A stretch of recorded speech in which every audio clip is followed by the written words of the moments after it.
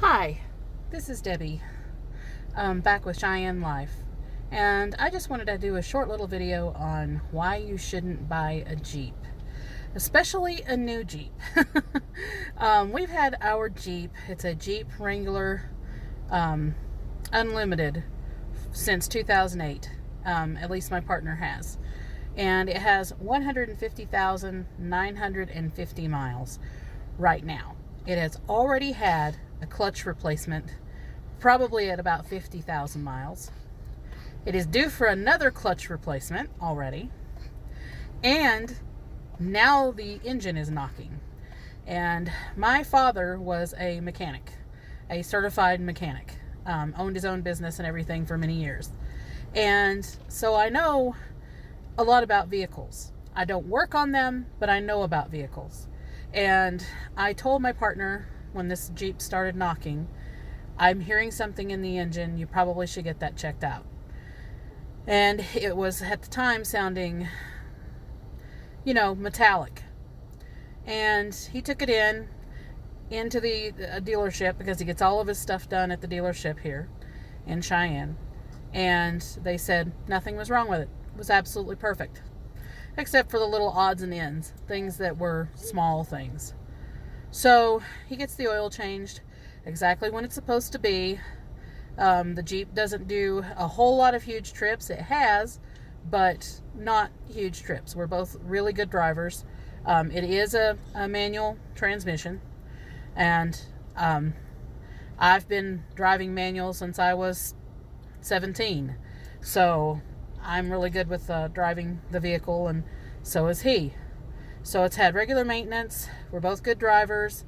It's 2008, has 150,000 miles basically, and we're looking at motor and transmission are both gone. The knock ended up being main bearing. So we could probably rebuild the engine, but as I know my father used to say, you can rebuild them. It'll last maybe another 75,000 miles if you treat it really well, and then you're still going to have to be replacing an engine. So, a lot of money. This Jeep cost over $30,000 brand new, and we've already got these issues. It's 12 years old, sure. But when you buy a vehicle, I've had many cars that went over 200,000, 300,000 miles without having any transmission or engine problems. And this is the first time I had ever been in a situation where I don't own the Jeep, but I drive the Jeep almost every single day. And I wouldn't recommend them. Honestly wouldn't. I don't know about the brand new ones, but I do know that there was a family that has a YouTube channel that were going to Alaska. They had bought a brand new, same type of Jeep, except theirs, I believe, was an automatic transmission. This one is a manual. Wrangler Unlimited, and brand new, drove it off of the lot, headed to Alaska, got to Denver, and the engine went out.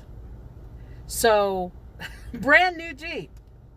And I have, if you look at Google, if you'll Google it up and look at all of the Jeeps out there, they've all had the same issues at 150,000 miles or less. At least most of them have. So, regular maintenance, even a brand new one, still having to have an engine replaced. Pretty ridiculous. So I know that, I guess at the time it was Daimler Chrysler. Now it's Peugeot, I think, out of France that owns Chrysler since the big bust. So still the same issues.